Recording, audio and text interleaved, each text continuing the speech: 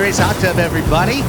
Greg Elsten, Chris Reed, Raphie Cantor, and Kevin Acee as well. San Diego Union-Tribune, the man who's out there reporting every single game, and seems like every day of the offseason as well for your San Diego Padres. Kevin, it is great to have you on the podcast. Thank you for spending some time with our listeners. My pleasure. Thanks for having me. I mean, I've heard a lot about the hot tub, so I'm very excited. Well, you know, we've got lots of questions that we've all come up with that we want to ask you. I just wanted to start, and the guys can see on our rundown, I put it at the top of my list with not a question. I wanted to start by giving you a very honest and sincere thank you. The Padres Daily newsletter, I think, is the single best piece of journalism / analysis that just exists for the Padres. It's something that never did exist before you came along and started doing it. I know how much time it takes. I'm positive of that because of the length of it and the amount of times that you put in research and build an Excel table and do so much that brings so much insight to the fans. I tell you the God honest truth. You know, I get up at 6 every morning in my routine, and in the season, I read that first. That's the first thing. It's usually at the top of my email inbox, you know, at 6 in the morning. And that's the first thing I read before I go to anything else. So thank you so much for that. I know that the beat has so many levels to it, but that's something you don't have to do. And you do it. And I really appreciate it. Thank you. Thank you. You have disarmed me. That's my baby, man. That's my baby. It's changed my life. It's taken years off my life, for sure, because of the hours that it does take. But the kind of people that will invest to read 1,500 to 3,000 words, the feedback I get from them has definitely made it all worth it. It really has. So, gosh, Craig, thanks a lot. Anybody else? No, just kidding.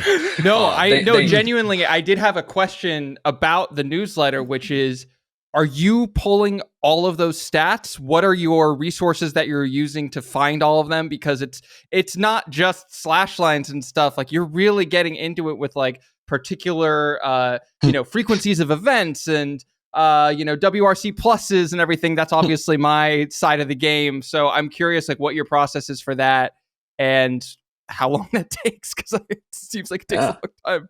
It does. I mean, I could probably use you for a resource. Look, it seems like every year I'm learning some new stat or analytic tool to be able to say, oh, okay, well, what I'm seeing is, this helps it make sense. And then there's always this thing, because I'm writing for you guys, right? You guys are on Fangraphs, right? Like, you guys know, you're looking at Baseball Savant, and then I'm writing for and these are some of my favorite people, the 80 and 90-year-old grandma who just loves Mike Shildt and just thinks Manny Machado and Jake Cronenworth are the sweetest young fellows, and they just want the boys to try hard. And so, oh boy, how am I going to explain WRC plus and all that? What are my resources? The same ones that you use, maybe a couple other secret ones, and then I keep a couple books, both books, like I write in my notebook and keep my scorebook, and then that's pretty involved. And then a lot of spreadsheets. I keep 3 or 4 spreadsheets that are absolutely ridiculous, and I question myself every July, why am I still doing this? But the reason is that at 3 o'clock, it's a lot easier to just go to that spreadsheet than start the research over again. No, it absolutely shows. I wrote you one email this year complaining about Luis Arraez bunting, and my bunt number was wrong, and yours was absolutely right. And I was just going off of StatHead, but you got me. Refreshing, because the other way around is certainly true a lot. Yes. Yeah. Well, let's kick off the baseball side here. And earlier this morning on the radio, Eric Grupner came on with Ben and Woods. He talked about a report that was in The Athletic regarding an insinuation of a poor relationship with himself and AJ Preller. He said that's not true. He said that multiple times. It's not true. He went on in a very measured statement that ended with he was optimistic AJ would remain player of baseball operations beyond 2020. 26. Earlier, I know you reported that you thought a contract extension could even potentially come this month. My question is less of the will they or won't they than how did the club get this far down the road with a situation like this and allow it to get to this point where AJ is approaching a lame duck year? Wow, it's a good question, and then it's also a question I would go, is it that far down the road? Is it that important? Yes, it is interesting. How did it get that far down the road? Like, there have been a lot of questions. I mean, there were questions until he pulled off a fantastic trade deadline, right? About where this team was headed. So I feel like AJ's sort of been on the edge. I mean, how far back are we going to go? 2023, 24, 25, maybe month to month at certain times, what he was being evaluated on, how he was being evaluated. I think there is some validity to having waited till the end of this season. I've said it to many people, and I don't know how you guys feel, but like, let's say he was fired today. I could come up with a bunch of reasons to go, that makes sense that they wanted to go on. And then I could come up with at least as many, if not far more, that said, what are you, crazy? Look what this guy's done. Look what he's repeatedly done. Look how he's proved himself. So it's like, I do believe it's a complicated legacy. And I believe what he was able to pull off with the mandates that he had, virtually $0, adding not only players that did help them and could have helped them more. It had, like Ramon Laureano been healthy in the playoffs. And then guys that are here next year, the year after that. I thought this trade deadline even topped last trade deadline, which I thought the 2024 trade deadline was his best because of what it did for the bullpen, what it should have meant for how far the Padres went in the playoffs. But I think that that's probably the best answer is I think there's some validity in having waited. Absolutely. And I'm curious, not a lot of general managers, not a lot of president of baseball ops get to hire a fifth manager. Is how much of that does the organization view as being quote unquote on AJ or as just a circumstance of like the ebbs and flows of how the last 10, 11, 12 years of AJ's tenure have gone? I don't think there's any question that a bulk of it is on AJ, right? Like he went with his friend and a guy who I think can be a really good manager one day, Jace Tingler, right? Like I don't even count Andy Green. I just don't think it's fair to go back. Like Andy Green was here 4 years. My gosh, he's the Methuselah of Padres managers.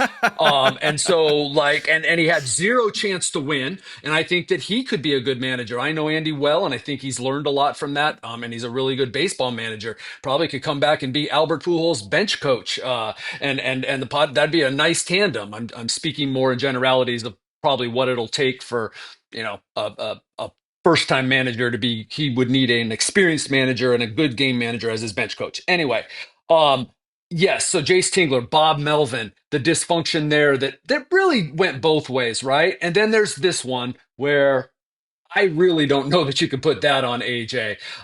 So the three managers he's had since Andy Green, it's like, yeah, there's no way to get around that. AJ is a fun guy to work with. He is from day one, it is like, let's go. He's a challenging guy to work with. And I've said that to him and the people around him. And I don't think that's really any secret. Does that mean that he has driven these guys out? Maybe that's in the eye of the beholder. And I can tell you that he and Andy have a good relationship. I'll skip the other one and go that he and Bob have spoken about a lot of things that both of them did wrong, and that he and Mike had a working relationship that two baseball lifers. There was some conflicts, but I mean, it was pretty darn productive over the last couple years. And I will, and I'm not going to turn this into an even longer answer than it already has become, but I will push back on a lot of the Preller narrative, not because it's entirely false, but because it then takes on this life of its own that has a lot of falsehoods in it. Yeah, and that may not like have a huge bearing on the day-to-day performance of the team and whatnot. Speaking of challenges to work with, one like Mike Shildt won 183 games for the Padres. Like, he was really successful. But one of the earliest things that rubbed us really the wrong way was his press conferences and how you had to put on, Kevlar and like a pressed blue helmet to walk in on there and get out of there safely. And then you come out with this fantastic piece, that after Mike Shildt left St. Louis, there was kind of a mystery why they would unload a manager of the year who was so successful for him. And I kind of thought that we would see a piece explaining his Padres tenure in a couple of years, and it took like 36 hours. So, like, I know you were working on that for a really long time. How much that went in came out after Mike Shildt's announcement, and would you have published that piece if the announcement never came? Like, if Mike Shildt is the manager today, does that article come out? I really appreciate the structure of the question. I appreciate that you would notice that it was months and months of reporting, and it isn't. I mean, and I don't mean to do this like a lot of like radio hosts or people. Hey, that's a great question. But in terms of the idea of like, would it have come out? That's a really good question. It is a question I asked myself, or a variant of it, 40 times over the, let's say, 5 months that I was reporting on this. And that was the time for it to come out because he retired. Some things were being said. I felt, hey, now's the time. Virtually 0% of that came after, except, and I think this is important because I do acknowledge it was all anonymous, except I had the manager, the guy who the anonymous quotes were about, on the record. Those were all obviously the day that the story was published was most of that feedback from Mike, the on the record stuff, and so I felt that was the time. Let's say he'd gone into next year. It became increasingly apparent to me that at some point this was likely to blow up. And so that's when the story would have come out and all my reporting. And then obviously it would have evolved to beyond there. Why didn't I? I like to ask myself questions that you didn't ask. Why didn't I write it beforehand? Some of that I explained in the story in terms of the coaches, they were winning. Everybody was doing their job. It's like, why did I hold on to the Bob Melvin and AJ Preller stuff for so long? Well, it wasn't until I established as a journalist that it was affecting the team. That's when you drop that story. And so I just felt that it wasn't necessary or appropriate. Very important to me to not like win the press conference or make something personal. If this were personal, I would have written this story like 5 months ago. Yeah. And by the way, I liked Mike. I did. It was this constant back and forth of good Mike, bad Mike, and not that I'm perfect. I'm just saying, like, it was this constant thing of he's an excellent manager. He does really well with players. There's certain things I really, really like about him. But gosh, and here's my philosophy. You guys brought up the press conferences, and believe me, I got almost every day. I got something, and especially the days where Mike would have one of his things, that whether it was whatever, and from fans that noticed this. I don't care how you treat the media. I could name a player that isn't great with the media, and I love covering him. Love covering him. Yeah. You talked in your hot lava about it, about and this that's my particular case. player. That's the case with a lot of people I've covered. I don't care how you treat the media unless, and there are instances, and this was one of them, it gives you a window into how you treat other people as well. People you work with, other important people. And the media is simply a conduit. I'm not important. So, like, it became apparent, whoa, this is the behind the scenes Mike. Except for there wasn't a camera when he was behind the scenes. So, he at least knew to sort of keep it, hey, I really appreciate the question. That's a valid question. Now I'm going to poop all over that question. But because there was a camera and he knew that he needed to be that way. So, yeah, it was a fascinating and somewhat exhausting process. Like, wow. Like, this team's winning, and we've got this thing that's about to blow up. To be quite honest, I mean, I don't know what you guys think in terms of like where your imagination could take you with this. I thought the ending was about as peaceful as it could be. Dude retires and walks away to North Carolina, and everybody says nice things about each other. It could have gotten ugly. Well, Yeah. there's 4 million reasons for it to get ugly in it, Kevin. Like, to walk away from that money said a whole lot to me. Like, and I'd love to know, because it did to me too, but like, what did it say? Like, it was about Mike's commitment. What's your take on that? I'm not. It's a long one. Yeah. It's deep. It's a difficult situation, I think. Yeah. You know, and it's a tough spot overall, because Mike Shildt, you know, it was so fascinating to me that this winds up being the crux of it, because you get these vibes and you hear things from the outside, but to think that he would be that way with his staff, that's the thing that surprised me the most. Yeah. Except for, and here's the other thing. It happened in two places. Yeah. Yep. I think that, you know, this is pure armchair psychologist, you know, probably out of line a little bit. But Mike seems a little bit like a dude who has some insecurities to deal with, and he lashes out and projects them. And like, he was constantly defensive in your press conferences, but he's a guy who made a lot of money managing games. And I feel like if you have a home that you enjoy, like let's say coastal North Carolina, that's quite nice, and you have enough money to go live comfortably, like there's things in life that aren't worth the hassle. And he seemed to say as much, and I do take him at face value for that.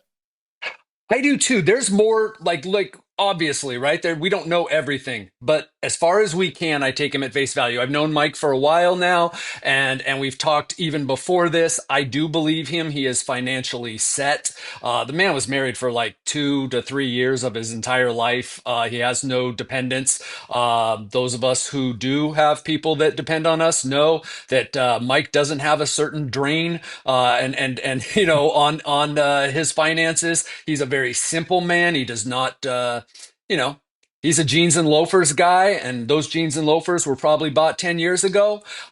Mike probably has pocketed a really good portion of the millions of dollars that he has made, and he's lived a simple life. I'm familiar with what his house is like. Now, I'm not saying it wasn't a consideration. Like that, you know, there's ego that we all have. I'm not using that as a negative. That is a lot of money.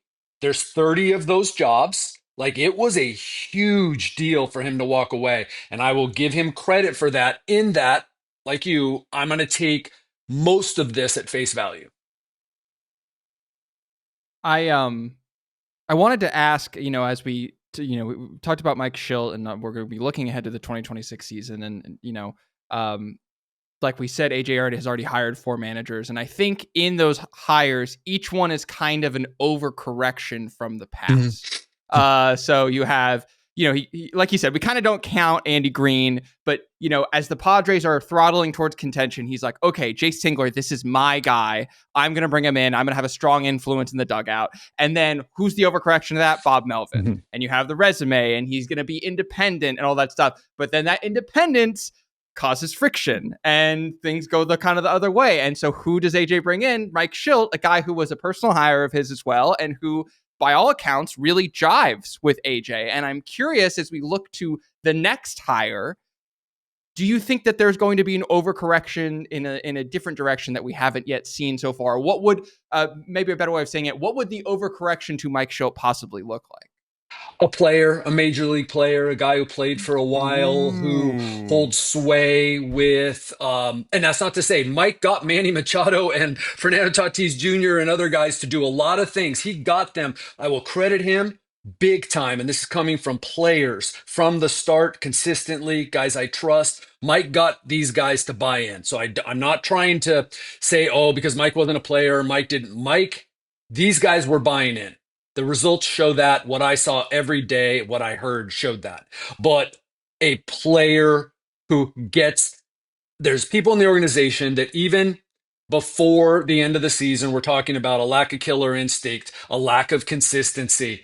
You know, guys just being 5%, 10% better every day. Those are the kind of things being thrown out there. So, like, honestly, AJ Preller doesn't care who you bat second. That might not surprise you. You know, AJ Preller is not nearly as involved in all of that as some people might think. And I'm even surprised sometimes when I'll be like, typical reporter, hey, Mike, what do you think of, or AJ, what do you think of this? And he's like, I really don't care. And then he gives me a good 5 minutes on why he doesn't care. So I believe him.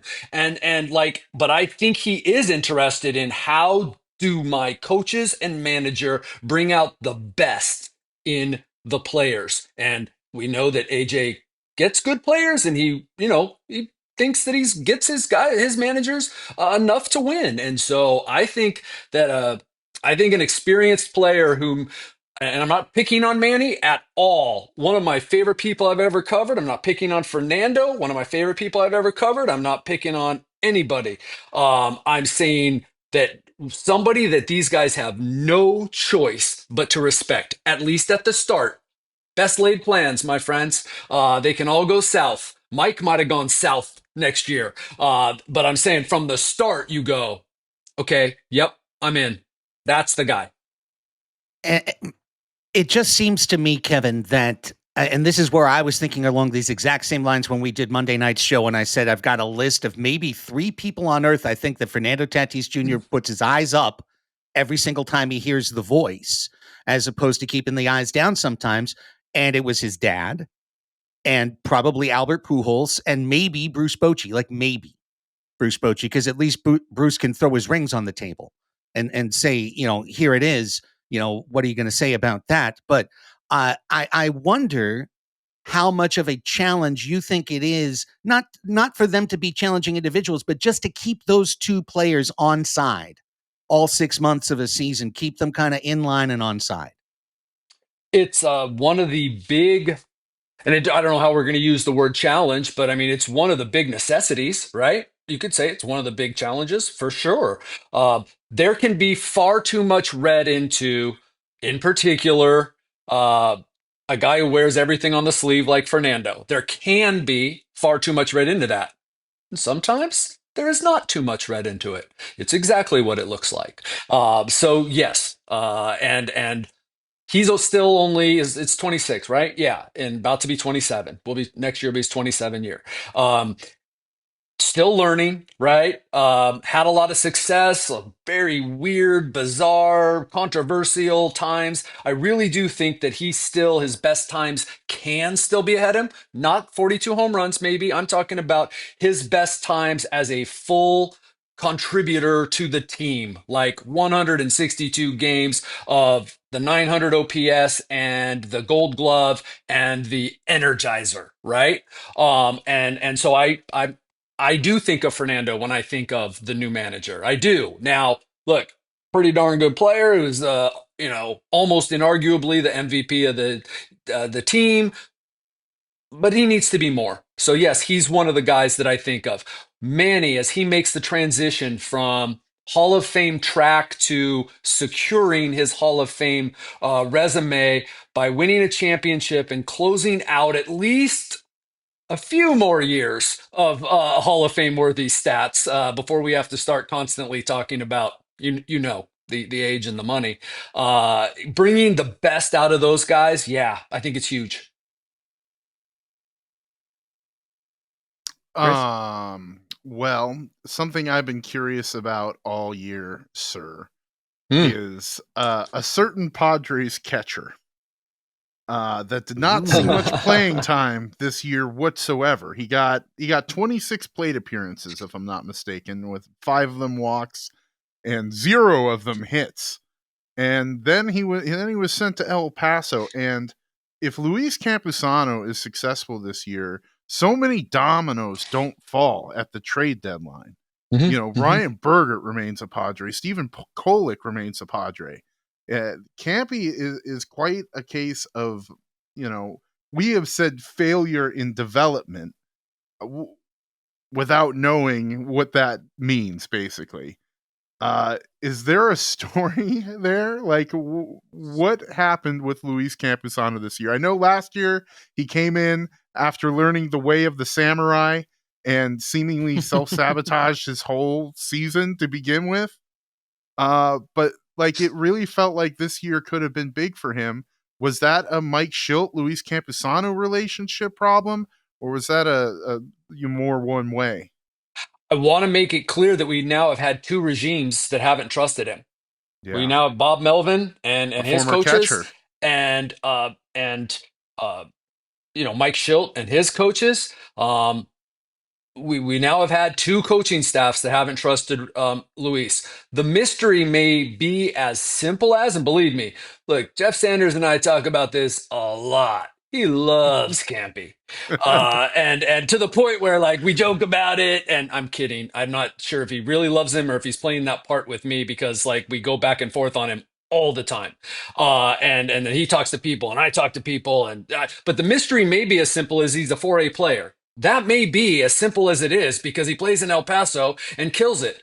I gotta say, I think two things are true this year. And again, I'm curious what you think. He had, was it 23 at bats, 6 walks? All those walks came early. He was clearly Mr. Plate discipline this year. Um, by all accounts, down in AAA, was working his butt off, really good with pitchers as far as what, a lot of things are prescribed in AAA. Maybe the catcher doesn't have to do as much, or definitely the catcher doesn't have to do as much. But there were really good reports from everybody in AAA. A lot of improvements, and could not do anything but ground out to shortstop. He looked horrible, horrible. On the other hand, he didn't get a chance. I think he had when he had those 3 starts in a row in Pittsburgh, went down. Berger came up, or no, someone else came up in New York after Pittsburgh. Then he came back up only at the end, just before getting sent down. He got 2 days in a row, I believe. Like Yeah. he did it. So both things are true where you're like, both of them kind of, and look, I'm not invested. I mean, but like I live this and like both of them kind of infuriate me. Like it infuriates me that he was so bad, and it infuriates me he wasn't given a chance to play more. But no one trusts him as a catcher. And if they say they do, they're lying. Yeah, the guy did catch a no-hitter too. He was behind the plate for Dylan Cease. That's Luis Campusano's no-hitter in my book. I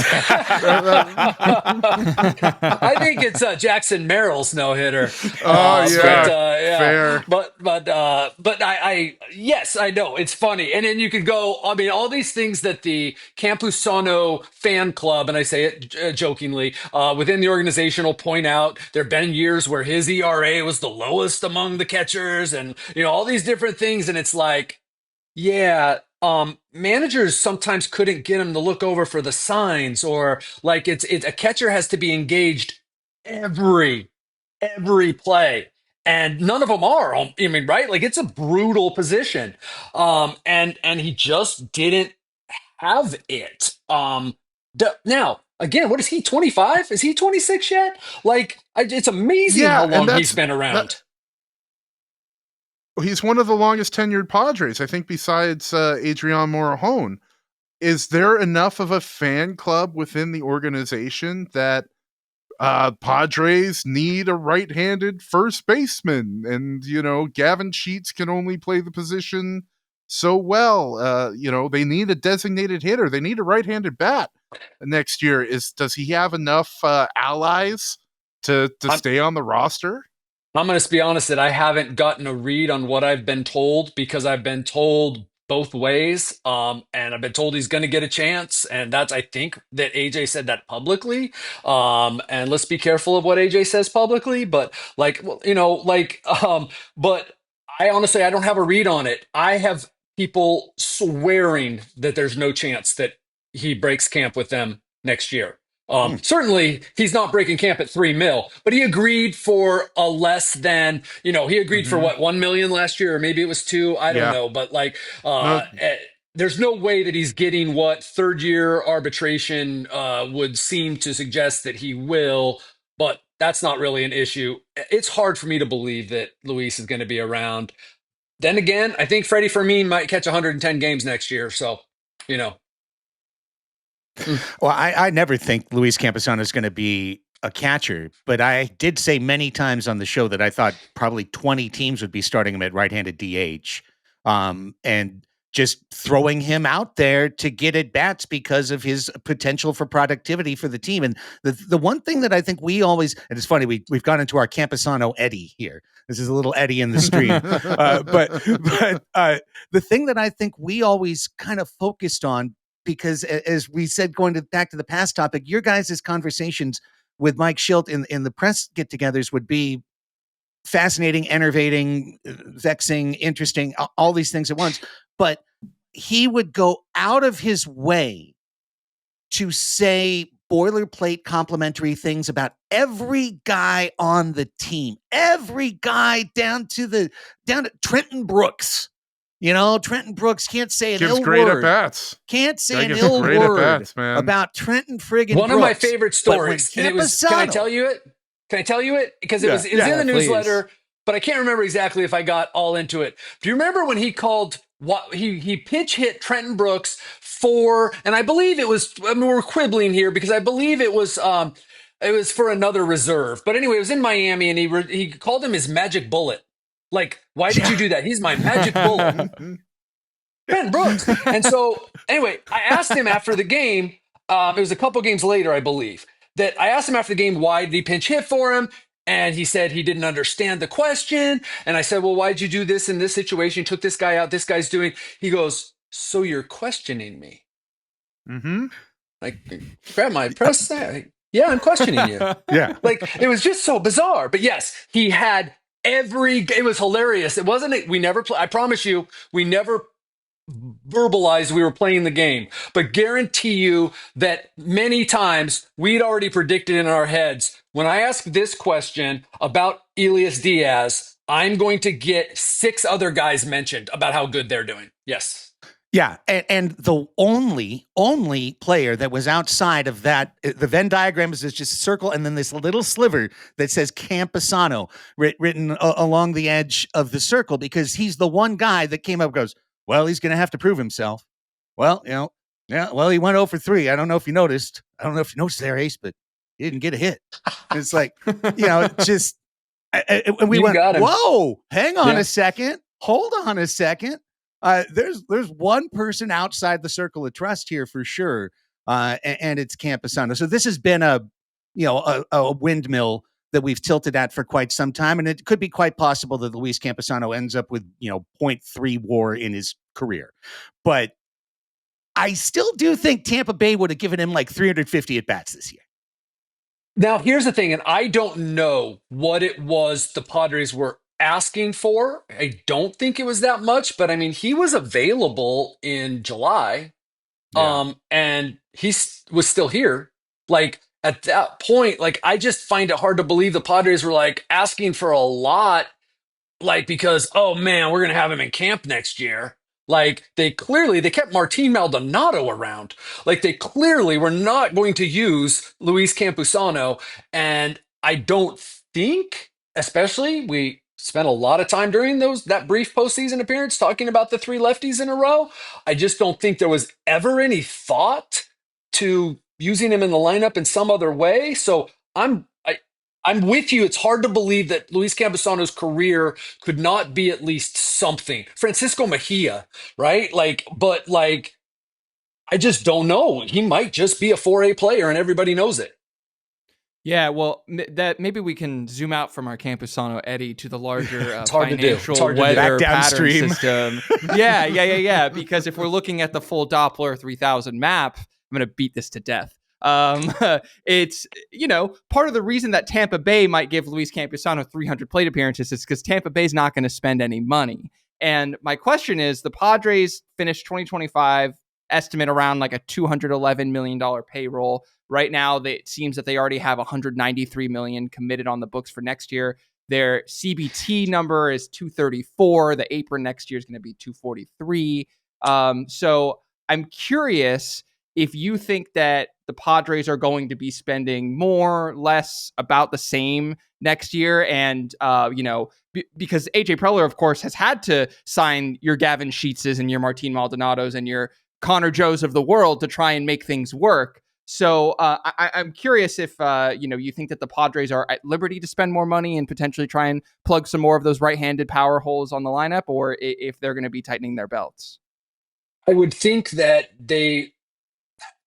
I don't have a strong indication, and I never do till November, December, and sometimes we go beyond that, and then we think we know, and then he throws in some weird ass contract with Nick Pivetta for $2 million and then $19 million the next year, and it's like, wow, look how they made that work. So, all right, I need to always say, like, I don't know everything. It is very important to me to always put, or a lot, put Eric Grupner on record when he talks about them pouring all the resources back in and just making sure, like maybe some people think I'm being a propaganda machine. What I'm trying to do is say, these guys swear that if you keep coming to the ballpark, they're going to keep spending. They say that because they can't open the books. They partially opened the books to me, 8 years ago? Still don't know like a heck of a lot of stuff about that team or any team. But they say that they're able to spend at this level, which is bottom of the top 10, 11, 12, whatever that is,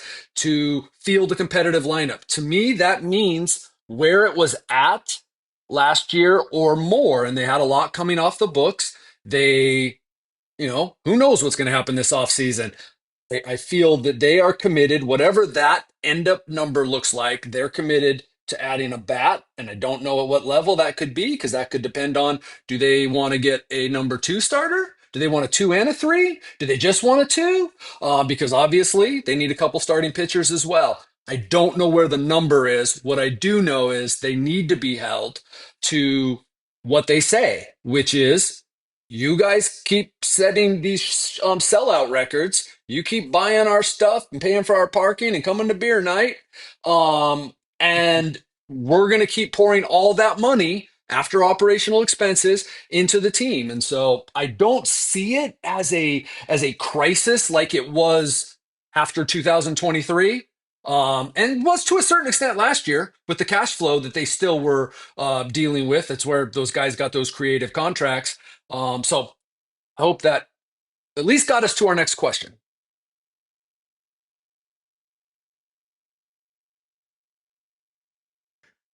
Well, I know let Craig me wants let me to ask. follow up on that with a particular. We already went through our Campusano, Eddie. Now let's head straight to the primary hobby horse of Padres Hot Tub for much of 2025, Oh, no. which was the outgoing free agent first baseman Luis Arraez, a player who is delightful in many ways, flawed in many ways, but Kevin, I'll tell you, on our preseason predictions episode, Raphie spent kind of his bulk of the prediction going through the fatal flaw of the San Diego Padres, which was the inability of the team through any projection to get to 180 homers for the year, 180 being a pretty concise, signpost in terms of if you've got enough power to win in the playoffs, because obviously power is what you need to win in the modern playoffs. The Padres came up significantly short on that number. And I look at a first baseman who muscled up for 7 home runs, which was close to his career high, as being exhibit A for where you're lacking in power.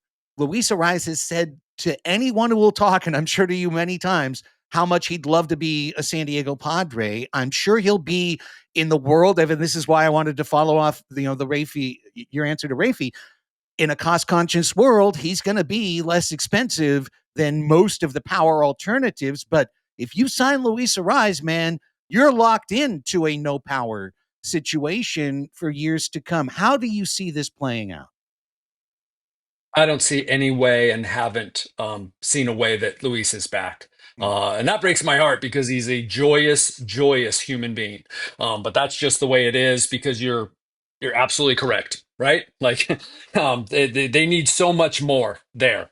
And it will be interesting when you do that exercise about next year of where do those 180 come from, because obviously it'll be dependent on the 1 or 2 guys they add. Of course, they've added Laureano. Will he have that year? They've added Sheets, who you probably didn't have, having 19 home runs. Will he have even that many next year? I mean, those are questions. I don't see any scenario that has Luis Arraez coming back for two reasons. First off, someone's going to give him more than the Padres, and if you got him for $1 million, you still have to fit him in somewhere. Like, I mean, I guess that's ridiculous because then he could be a real nice pinch hit option. But if you paid him 6 million, which you're not going to get him for 6 million, like you're pains me to say this, you're wasting a lineup spot if you bring Luis Arraez back. Yeah, especially if it's the second one in said lineup, especially if it's number 2. The Padres this year traded a guy who they have known since he was like 15 years old, a dude who trained at the complex, who looks to get 6 years of value in Leo DeVries, like could be a top tier blue chip guy in the league. They traded him for Mason Miller, absolutely a unicorn guy. But he is a reliever. Is he a reliever, Kevin? Gosh, I really thought so until AJ Preller entertained it. And I take everything that AJ says, and this is not, I hesitate to say this because it doesn't mean I'm calling AJ a liar, saying he's untruthful. He is coy, and he is a something of a master of being able to tell a lot of the truth. But I thought it was interesting that he entertained the question about Mason Miller moving. I was told he was a reliever. I was told that. So maybe I then am like, I thought he was going to shoot it down. So now my perception is all messed up. I was told he's a reliever. There might be some other guys in that bullpen that could become starters. But I was told he was a reliever. Now, I have not talked to Mason Miller or his agent about this. Did Mason Miller express some interest? Right? Because there does come a point where one of those people, a starter versus a reliever, makes more money. And if Mason Miller, who was a starter, believes that he still could have that, then that makes sense, right? So there's all sorts of ways this could go forward. They could let Mason Miller try to stretch out in spring, and then miraculously by his fourth appearance, he's back to doing one. I don't know. That shocked me when AJ even entertained that. Kevin, I want to circle back to huge for the rotation. Go ahead, Craig. No, my God, if he can stay healthy, then it justifies the trade, I would think, because of the innings. There are people, though, that called me after that. There are people that called me after that, though, not affiliated with the Padres or anybody. Just, sometimes people like to talk, and we're pointing to how many guys actually make that transition back and like bringing up how good Michael King looked. And now that was a freak injury, right? But we don't know what Michael King is anymore, right? Like for real, right? Like I think Michael King's still a starter, but maybe not. I mean, maybe not a 30 start guy. What is the reality? Not everyone's Seth Lugo, right? Like what is the reality of turning Mason Miller into a starter, and what is that risk versus you are on your knees praying Robert Suarez opts out, right? You've got Morahone, you've got Estrada, you've got Miller, you might have young, you guys know who I'm talking about. Brad Clay Rodriguez. Because it's a great story. David Morgan. David Morgan, but great one on Bradley Rodriguez. That's big too. So you've got those guys. I do think that Jeremiah maybe is a starter. I also heard Morahone was a reliever, and that's where Morahone has committed himself to. But things change, and so I think that one of those guys could be moved. I was surprised that Mason Miller was even entertained. It's a fascinating discussion. I think it's one of the key inflection points to the offseason because it's costing you so much on the free agent market to get a number 3 starter. So if you can convert someone within your bullpen, it's an obvious move for San Diego from a cost savings perspective. Let me circle back though. Real quick, It's where, though, like I'll stick up for, gosh, I just love the way that he goes about it. I'm not saying it's right or wrong, but the way AJ Preller goes for it, right? Like there are people in the organization, including AJ Preller, I could think I can say, not talking out of school. I like to steal some Mike Shiltisms out of school, that are just They know what they gave up, man. This is like James Wood plus almost. It feels to me Yeah. like they are even more not worried because they owned it, they did it. That's what they're about. But like they believe that trade for Mason Miller, man, it better work out, right? Because what they gave up. But like to give up those two pitchers. Look, those are 4 and 5 pitchers. Kolick and Berger. Come on. Are we really that upset about it? They got a good catcher who can give them 110 games. What I will say is, because of what you just said, a 4 and 5 pitcher, like a legit number 4 pitcher that can make 26 starts for you and give you a 3.9 or a 4 ERA, that I probably shouldn't be so cavalier about giving those guys away. Like it is a huge thing about how they're going to fill out the rotation next year. Yeah, when Kyle Hart is the guy that is the next option, you've got which he won't be for $5 million, but yes. No, yes. no, but you know what I'm saying, Yes. or the next Kyle Yeah. Hart, because we're definitely going to sign the next Kyle Hart. I promise you that. There's two more things I really wanted to discuss with you, but one of them is something I want to circle back to, which is the managerial search, because I do think it's interesting, and we talked about it just a little bit on Ben and Woods today, but if you think about like historically buckets from which you draw to find a manager, there are 2 buckets that are pretty dry in terms of results historically. One of them is all-time great players. Like Ted Williams was not a good manager. Wayne Gretzky was pretty bad behind the bench. You can go down the Ryan Sandberg. You can go down the list like of Hall of Fame level guys. And then the other one is pitching coaches.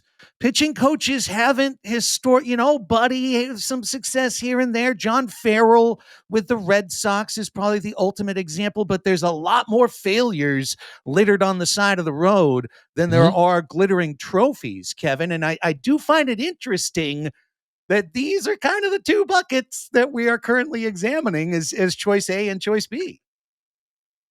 I'm with you. First thing I'll say is, and this is where the offseason gets to me, like I just don't like it.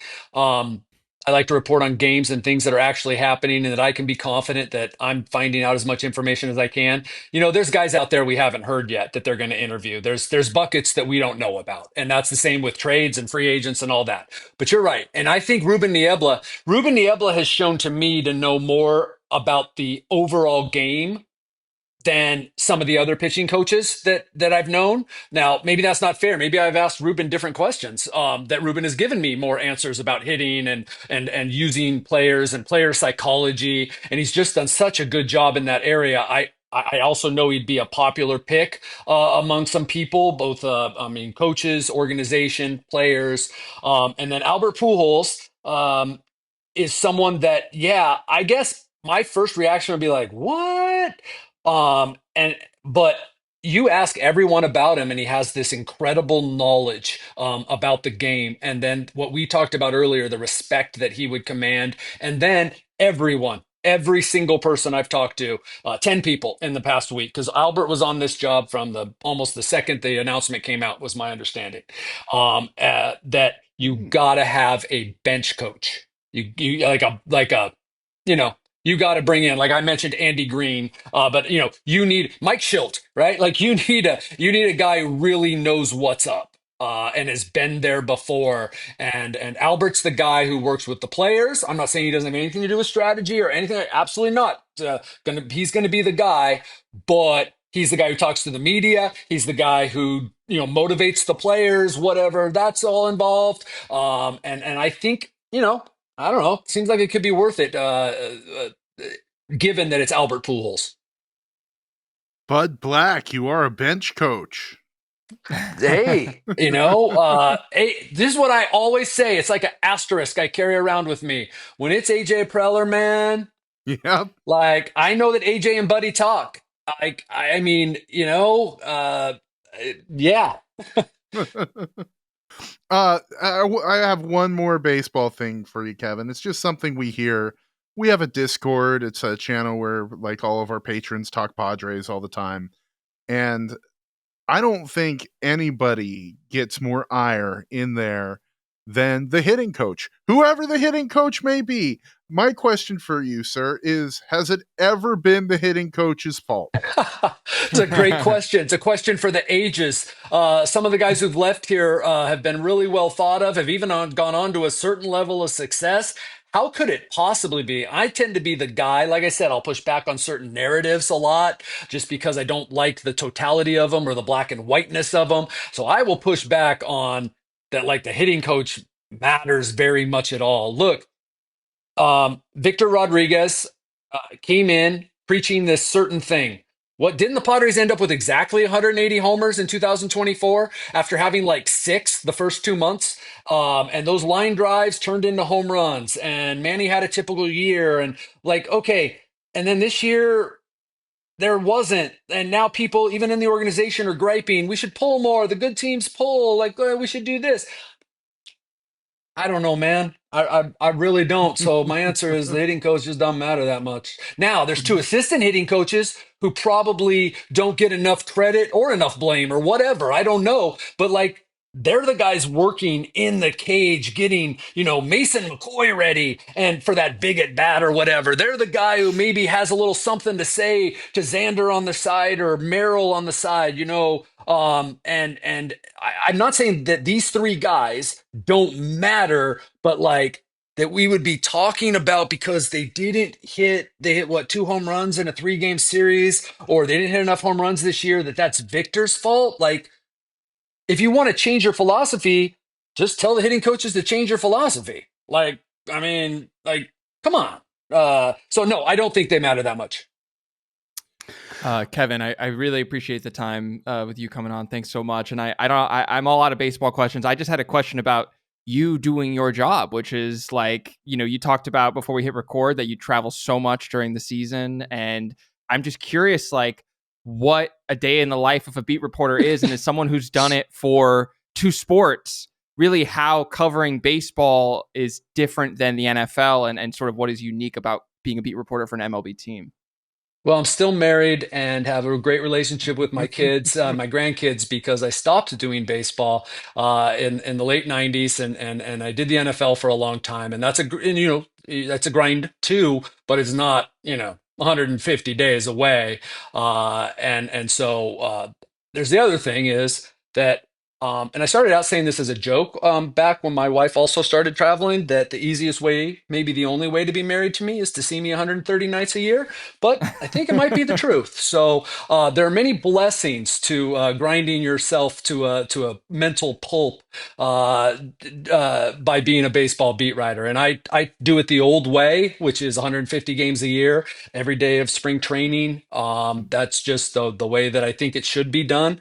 And not that it's the way it needs to be done for me. All right. I'm just simple enough that I got to be there every day and know what's going on. So there's lots of ways to do it. Yeah, it's a lot, man. It's a lot. But here's the thing.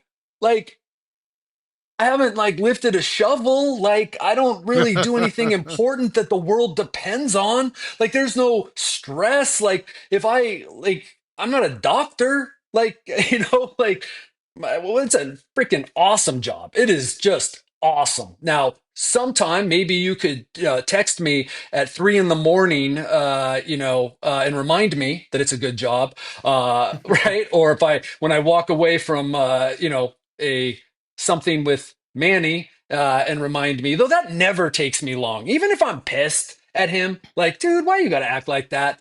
The dude makes me laugh. I go back, I re-listen to the interview, and I'm like, first off, there was some nuggets in there because that dude knows baseball. And second, he just makes me laugh. I don't know why he has got to be a jerk sometimes, but anyway, it all comes back to Manny for me. That's my life. It all comes back to Manny. Another day, another chance for Manny to piss you off. Well, you know what? I'll wrap on my side with what I'd call the Radio Way, the kicker story, which is we're actually approaching our 21st anniversary, Kevin, of meeting in person. It's a story I've told a couple of times, I think on a podcast before, maybe on the radio. You probably have just completely forgotten this. But it was December of 2004. My wife and I went to visit my father's side relatives, and they live in eastern Kansas, Pittsburgh, Kansas. And we happened to go the weekend that the San Diego Chargers played in Kansas City. And in fact, on the Sunday when we were there at the parents' house, we watched Kansas City kick, I believe, Drew Brees and the Chargers' butt in Kansas City. And the next Monday morning, we had a Southwest flight home. And I had the middle seat, and this silver-maned young guy sat down next to me, very serious, and pulled down his tray and literally, guys, scribbling like notation stats, this circling, like you had all the, because back then you didn't have so it was like printouts of shit you had printed out at the hotel or in the press box or whatever. And you're like circling, this. And meanwhile, I have the Kansas City Star, which I had bought at the airport, and I'm reading the sports section, and they had this big, beautiful mid-color 2-page thing of all this stuff and X's and O's and such. And I just very casually say something along the lines of, boy, it's nice to read a good sports page. Not the rag that we have in San Diego. And then you're like, hi, I'm Kevin Acee. First off, it is. Well, I haven't seen it in a while. It's a great paper. Hey, you know what? I always laugh at that. I do. Not to say it doesn't hurt my feelings, but I always laugh at that. Everyone seems to always think their hometown media is the worst in some way, the absolute worst. Like it's kind of funny to me. And that's not to say that we can't be better. Gosh, man. When Twitter first came out, yes, it was jarring at first. Like, whoa. And then I was like, this place is awesome. Like, people are making me better, right? Like, we were having dialogues. Like, oh, I never even thought of that. Then it turned into a freaking cesspool. Yeah. But like, I love the feedback. Like, this has been good. You guys have given me some things to think about. I absolutely love it. But yeah, I probably hated you that day. Yeah, I'm sure. No, and you deserve to. And I'm telling a very self-deprecating story, but I actually do want to bend it to a question that I think you'll find more palatable, because you were on that plane with Jim Trotter, who was writing as the number one beat writer of the Chargers, and you were in that, I don't know if you call it Jeff Sanders position, but it was bigger than that because you were both going out every single trip. But you were writing the sidebar, you were writing the second story. What did you learn as a young reporter from Jim Trotter? What lessons, whether it's life or reporting, did you learn from Jim that you carry to this day? maybe the best beat writer that I've ever seen was Jim Trotter. I learned relationships, and that is I always tell. I don't go talk to college or high school classes anymore because what the hell do I know about getting into journalism anymore? It was a lot different back in the day. But when I did, I would explain to them that relationships are the number one thing. Most of my work is done off camera, and it's done, just being around and talking to people. And I learned that from Jim. Jim was, I made probably the best beat writer that I've ever seen. And number one would be relationships. Number two was just, and it's not like he said this or anything. Just know everything, like everything you can. Now, I have an addendum to that maybe Jim also had. I don't know. But like mine is know what you don't know or be fearful of what you don't know. I walk around every day asking, what don't I know? But that I think stems from Jim seeming like he knew every frickin' thing. And you know what else? Jim didn't drop everything that he knows. Just like I don't drop everything I know. You got to be responsible about it. You got to know when to sort of protect a guy. Not that, hey, look, I liked Mike Shildt, and look what I did. I liked Bob Melvin. Look what I did. I like AJ Preller. Look what I've done. I like Manny. Look what I've done. You got to do the hard stuff, but like also, let's be responsible with this information and with that we have because of this job that we have. That's probably what I learned from. But I cannot stress enough that one of the greatest things I ever could have done was work under Jim Trotter.